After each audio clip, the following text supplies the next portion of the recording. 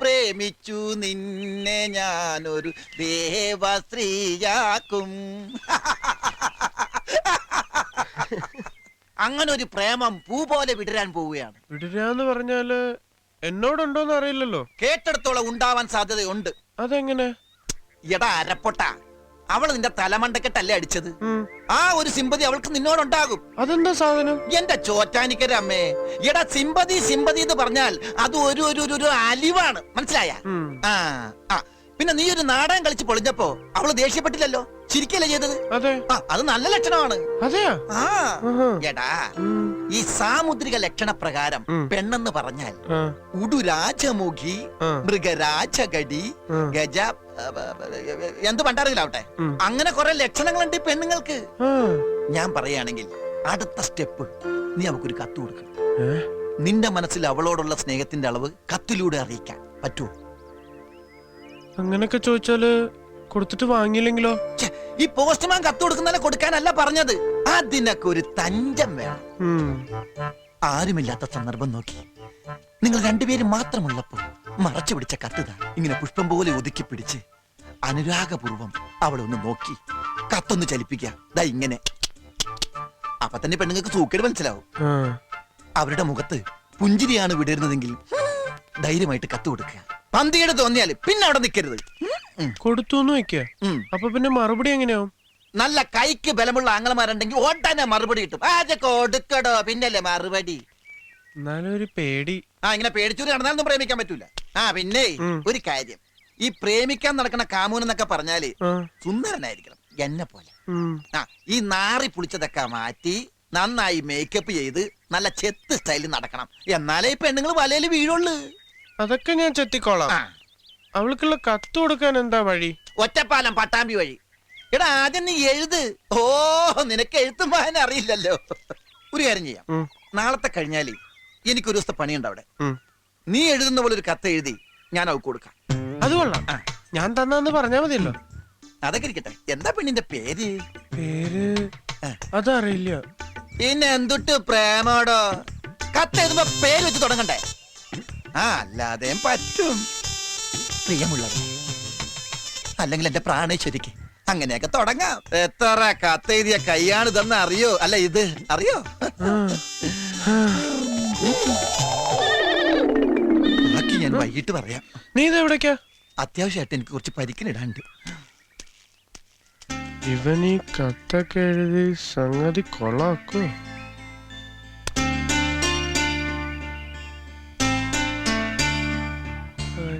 ഈ പണ്ടരക്കൊക്കെ പറ്റിച്ചൂലോ പണി. ഓളെ പറ്റിക്കൽ എന്തത്ര പെട്ടെന്ന് പോന്ന്? അവര് കുളിക്കടവിലേക്കല്ല. ആര്? ആരെങ്കിലും ആവട്ടെ, നീ ഇങ്ങനെ ആലോചിച്ച് തല പുണ്ണാക്കണ്ട. കത്ത് കൊടുത്ത അവളെ നിന്റെ വലയിൽ വീഴ്ത്തുന്ന കാര്യം ഈ ശങ്കരി ഏറ്റു. ഇത് സത്യം. എന്താ ഇത്? കാക്ക തൂറിയതാ. എന്നാൽ അത് പറയണ്ടേ? കാക്ക തൂറുമ്പോ നേരത്തെ പറയാറുണ്ടാ? ഞാനത് ഏത് കുളത്തിക്കൊണ്ട് കഴുകും?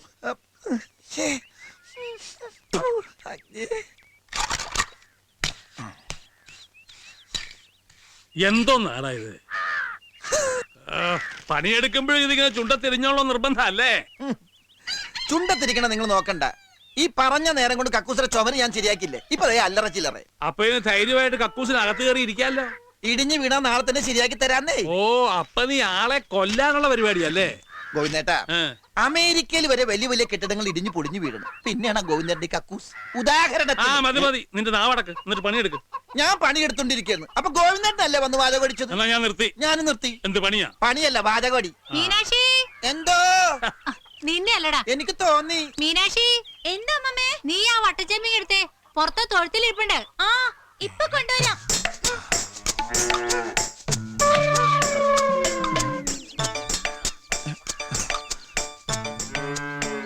കൊടുക്കാൻ പറ്റിയ സമയം.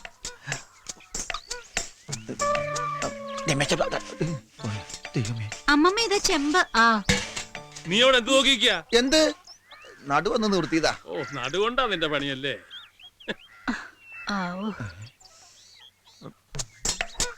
എങ്ങനെ ഇപ്പൊ തിരിച്ചെടുക്കുക? പെണ്ണ് കണ്ടതുമില്ലല്ലോ. പുലിവാലായോ?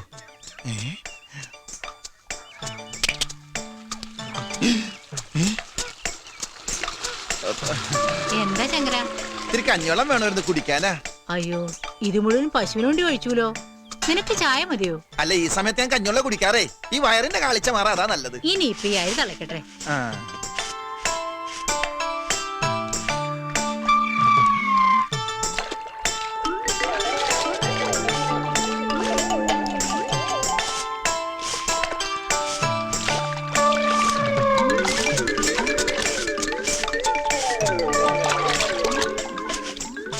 നീ എന്താടാ കഞ്ഞിവെള്ളത്തിൽ മുങ്ങി തപ്പുന്നേ? അതെ, ഞാൻ ഈ കഞ്ഞിവെള്ളം കുടിക്കാൻ എടുക്കുമ്പോഴേ എന്റെ ഒരു ഇതുണ്ടായിരുന്നു. ബില്ല് പുല്ലല്ല, ബില്ല്. അപ്പൊ അത് ഇതിന്റെ അകത്ത് പോയി, അത് തപ്പി എടുക്കായിരുന്നു. എന്തിന്റെ ബില്ല്? അത് ഈ ബില്ലില്ല, അതിന്റെ ബില്ല, എനിക്ക് വേണ്ടപ്പെട്ട ബില്ല. എന്നാലേ നീ ഇങ്ങോട്ട് മാറി ഞാൻ വേണ്ട, ഞാൻ തപ്പിக்கலாம். ഏതായാലും എന്റെ കൈ നിറഞ്ഞു, ഇനി ഗോവിന്ദന്റെ കൈ ഇതാണോ ബില്ലെന്ന് ചോദിച്ചു നോക്കും മുത്തശ്ശ. അതന്നെ വലിയ ബില്ല് എന്താന്ന് എനിക്കൊന്നും അറിയണമല്ലോ. ഇവിടെ ഇത്രയും വലിയ ബില്ലോ. ജീവന്റെ ജീവനായ പ്രാണേശ്വരിക്ക് നിന്നെ കണ്ട നിമിഷം മുതൽ മനസ്സിന്റെ ശ്രീകേവിലോ ശ്രീകോവിലെന്നാ ഉദ്ദേശിച്ചത്. ആരെ?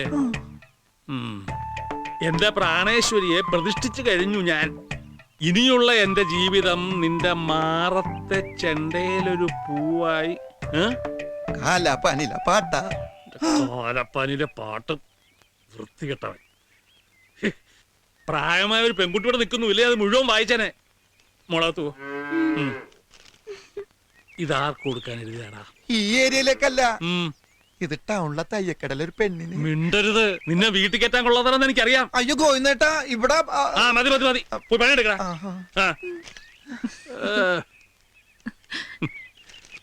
സമയം കിട്ടുമ്പോ വായിച്ചു നോക്ക്. അവന്റെ തലയിൽ കാക്ക തൂറിയപ്പോഴേ ഞാൻ കരുതിയതാ ഇത് കൊളാവുന്നു. അമ്മാതിരി തൂറലല്ലേ തൂറിയത്.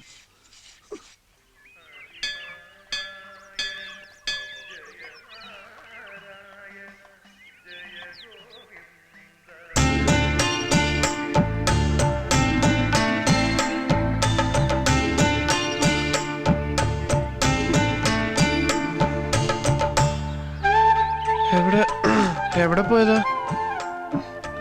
അതല്ലേ, കുറച്ച് പ്രസാദം.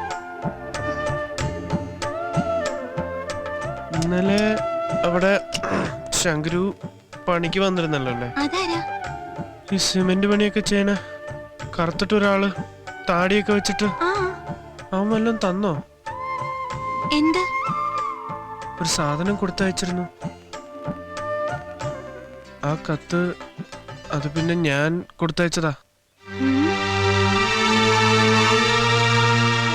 അല്ല, ഇഷ്ടല്ലെങ്കിൽ എന്തിഷ്ടം? എന്താ നിന്റെ മനസ്സിലെ വിചാരം? എനിക്കിതൊന്നും ഇഷ്ടമല്ല. വൃത്തികെട്ട സ്വഭാവം. ഇനി മേലിൽ എന്നോട് സംസാരിക്കരുത്.